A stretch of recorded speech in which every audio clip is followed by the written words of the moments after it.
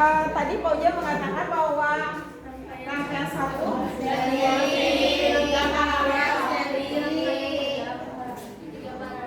kata Pak Uja mah gini, rangkaian 1 dan 2 seri, rangkaian 3 paralel. Menurut yang di sini bagaimana? Setuju. Iya. Yang di belakang? Setuju. Berarti sepakat semuanya.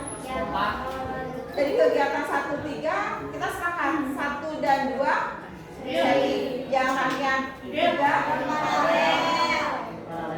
Kunaon alasan anak? Ayo, sebelah siapa? Ya kamu. Ayo.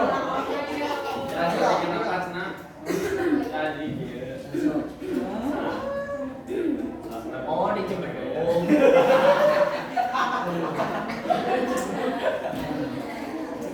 Kenapa alasannya?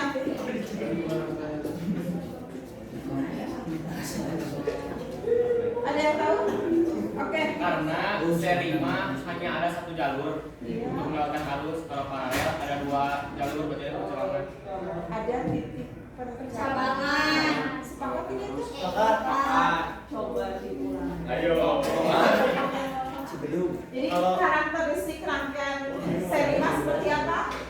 Dengerin kamu. Kalau yang seri itu bercabang, kalau yang paralel bercabang. Jadi karakteristik dari suatu rangkaian seri mas tidak ada Percabangan. Kalau karakteristik dari rangkaian paralel bisa paham sampai situ?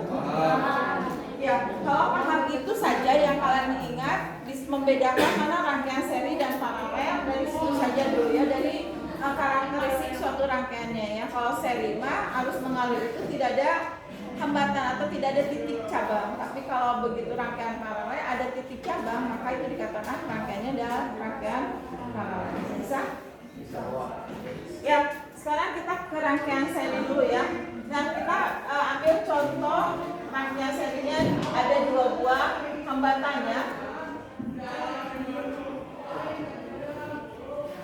Yang dihubungkan terhadap baterai ini adalah sumber tegangan. Kita ambil katakanlah ini adalah R1, ini adalah R2. Ya, berarti ini positif negatif ya. Berarti ada arus yang mengalir. Nah, I.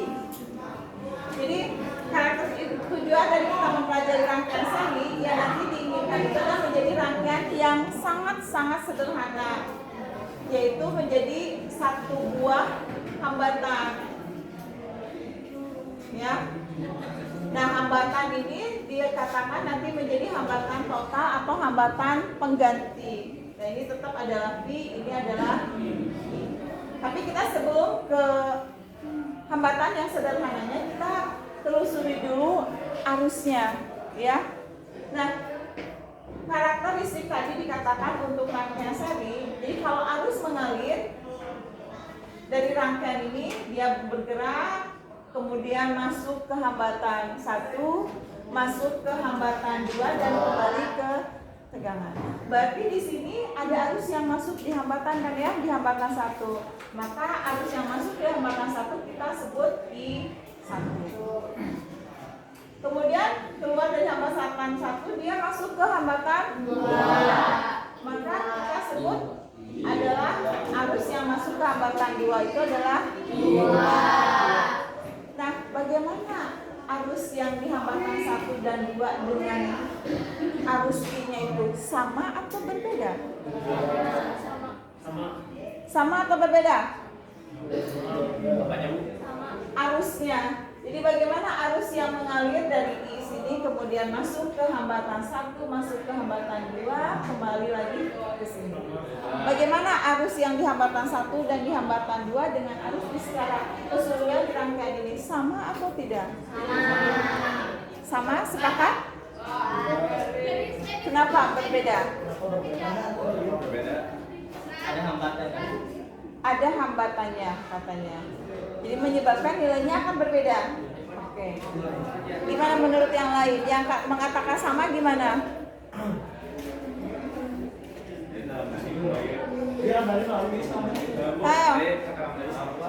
Yang mengatakan bahwa arus yang mengalir pada hambatan 1 dan hambatan 2 itu dikatakan sama. Ada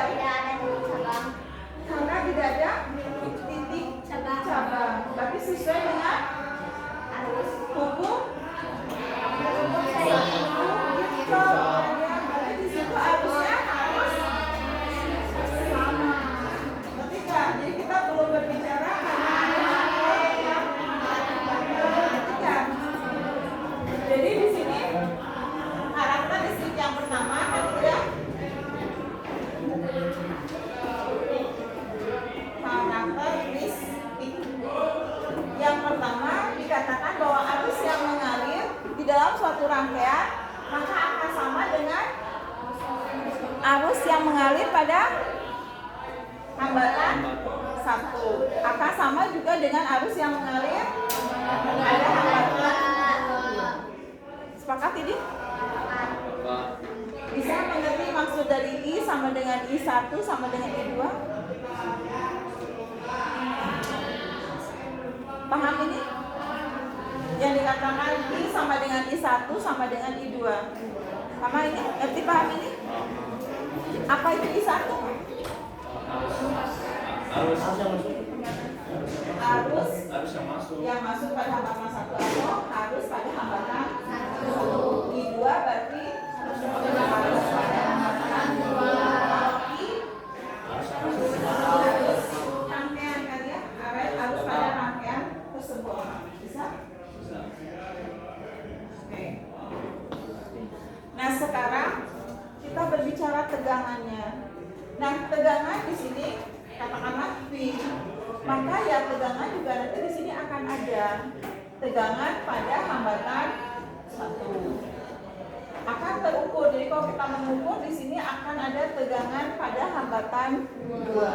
Nah, bagaimana tegangan pada hambatan 1 dan hambatan 2? Apakah sama atau berbeda dengan tegangan yang kita terapkan di sini?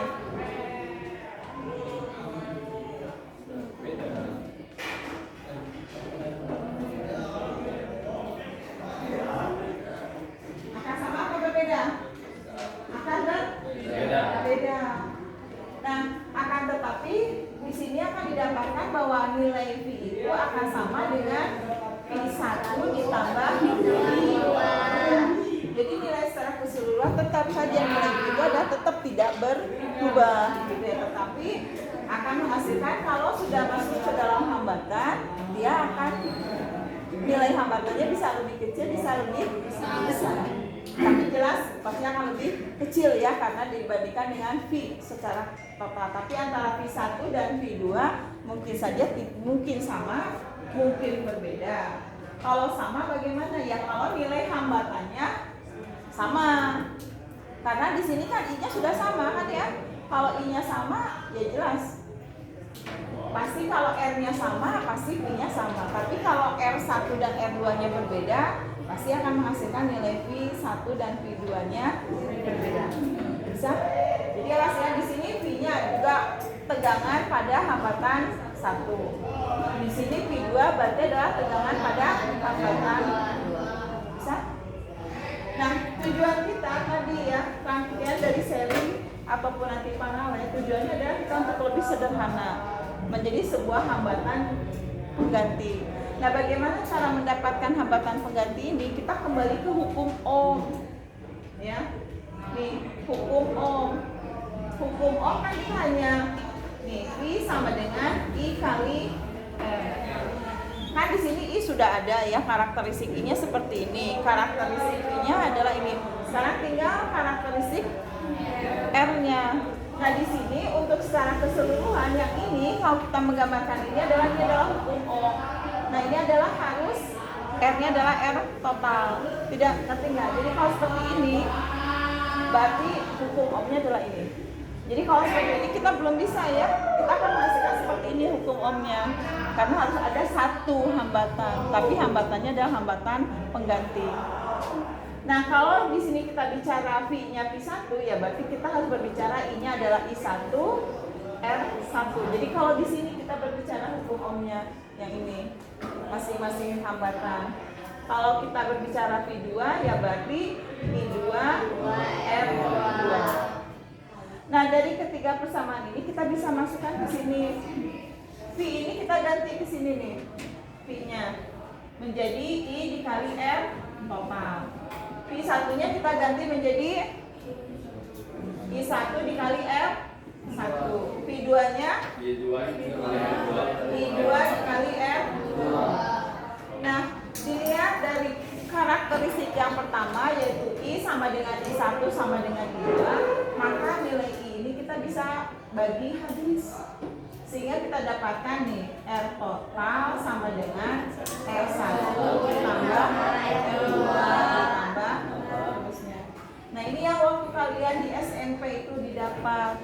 Oh,